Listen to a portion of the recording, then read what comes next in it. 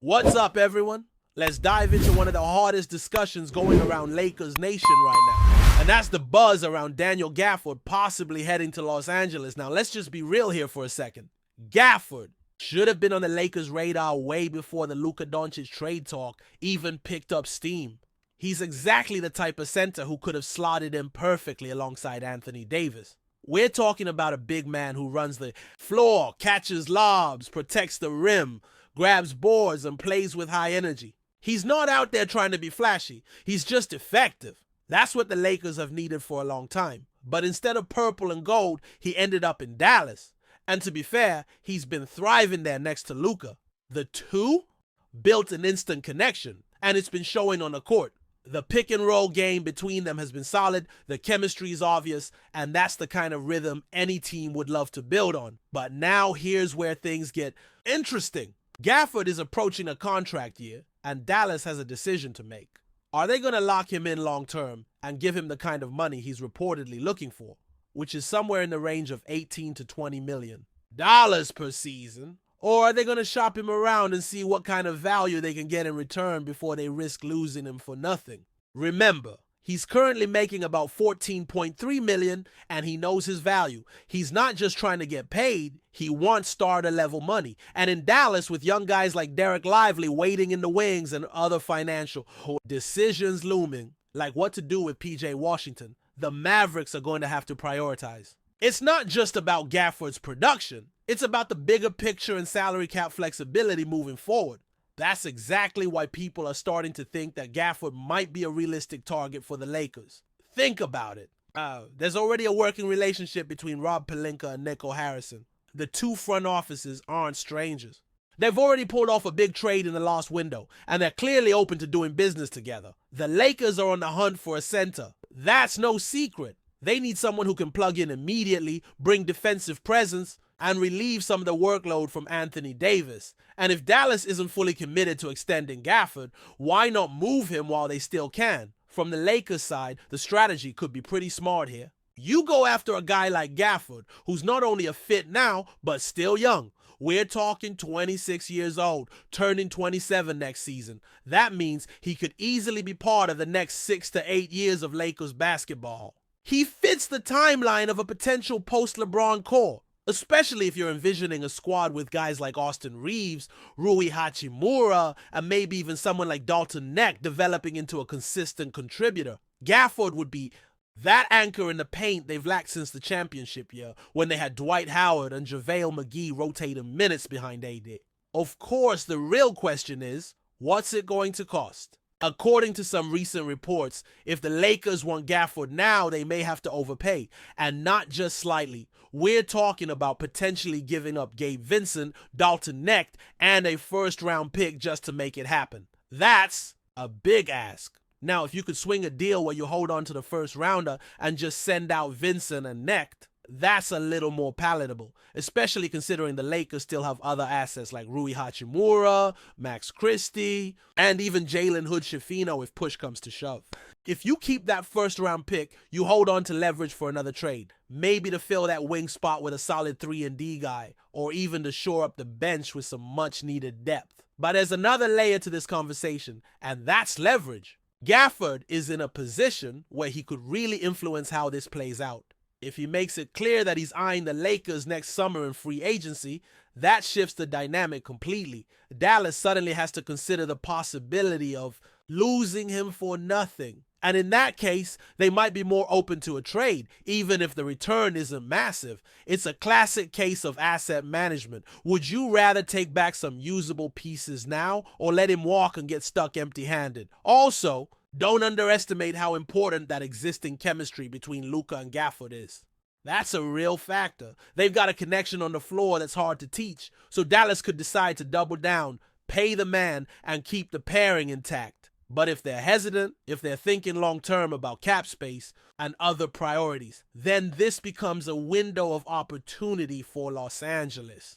And the Lakers don't need to overthink this. They've got the salaries to match, and Gafford's game checks every box they've been trying to fill. You want a rim protector? Check. A lob threat? Check. A big who doesn't need the ball to be effective? Check. He's not someone who's going to demand post touches or slow down the offense. He runs the floor hard. He rebounds, he contests shots, and he plays with hard. That's exactly what you want next to someone like AD, who's more comfortable playing the 4 but ends up playing center out of necessity. Gaffford lets Davis slide back into his preferred role, where he can roam a bit more defensively and stay fresher over the course of the season. Now, could the Lakers go out and find a cheaper option? Sure, there are guys like Jericho Sims, Clint, Capella on a 1-year rental, or other lower-cost veterans who could help fill the gap for now. But that's all short-term thinking. Gaffford isn't just about this season, he's about building something more sustainable. And when you factor in his age, his skill set, and the fact that he's still improving, this could be a move that pays off big down the line. The only question is whether Rob Pelinka is willing to pull the trigger now and pay the price, or if he'll wait until free agency and risk letting someone else swoop in. Also, it's worth thinking about what teams around the league value more: a young prospect like Dalton Knecht or a future first-round pick. And that's where things get tricky. Knecht is a little older for a rookie. He's already 24, which might make some teams hesitate if they're building for the long term. On the flip side, a first-rounder in 2031 might seem too far off to some front offices, especially if they think the Lakers will still be competitive and the pick won't be high.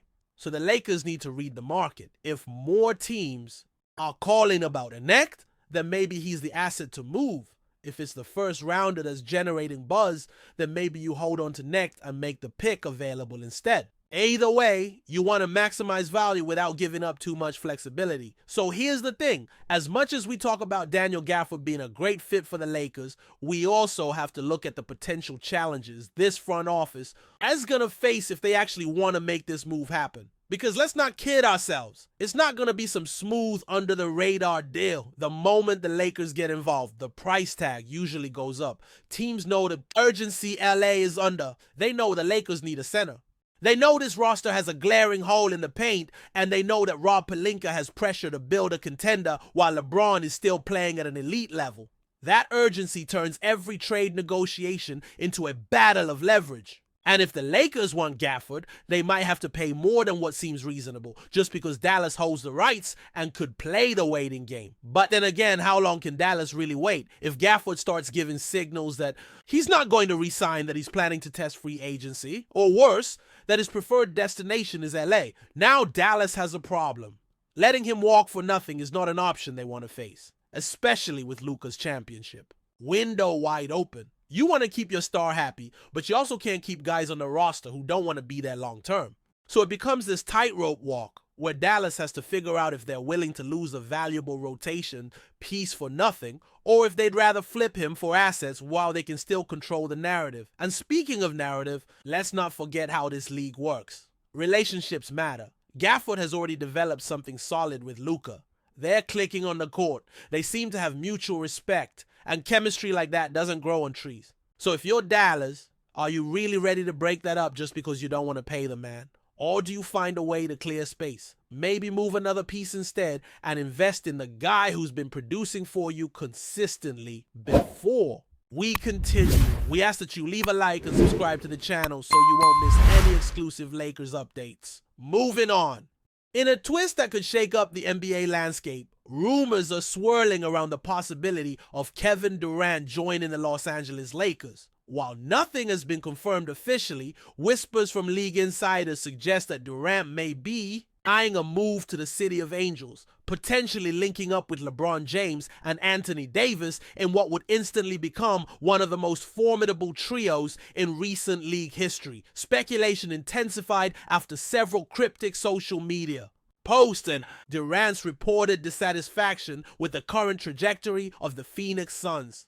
Sources close to the situation have hinted at internal tensions and a growing belief that Phoenix's championship window may be closing faster than anticipated. While Durant has remained silent on the matter, those familiar with his mindset claim that the allure of Los Angeles, both on and off the court, has become increasingly difficult for him to ignore. The Lakers, for their part, are believed to be exploring all avenues to bounce back after another postseason disappointment. General manager Rob Pelinka has reportedly been in quiet contact with Durant's camp.